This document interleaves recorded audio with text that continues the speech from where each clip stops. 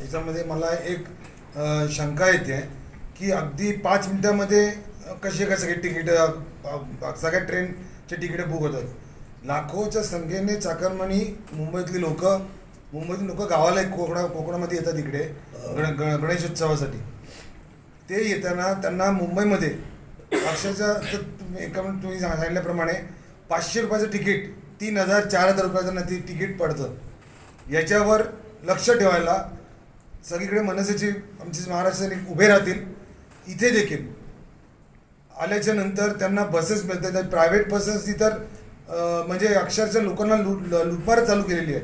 2-2, 3-3, 4-4 हजार रुपये तिकीट घेत आहेत आणि इकडे येतात. आता राहिला रेल्वेचा विषय, 5 मिनिटामध्ये तिकीट बुक झाली. मला असं डाऊट आहे की एजंट जे असतात त्यांनी नाही तिकीटं काढून ठेवली आहेत, बुक केली आहेत आणि नंतर मग ती जास्ती भावाने विकायची. तर ह्याची चौकशी व्हायला पाहिजे.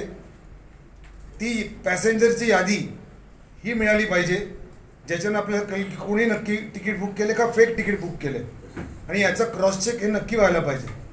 आणि ही काय जी कोकणामध्ये येणाऱ्या चाकरमान्यांची लूट करतायत, याच्यावर महाराष्ट्र नवनिर्माण सेना नक्की आवाज उठवेल आणि याच्यावर आळा घातला जाईल.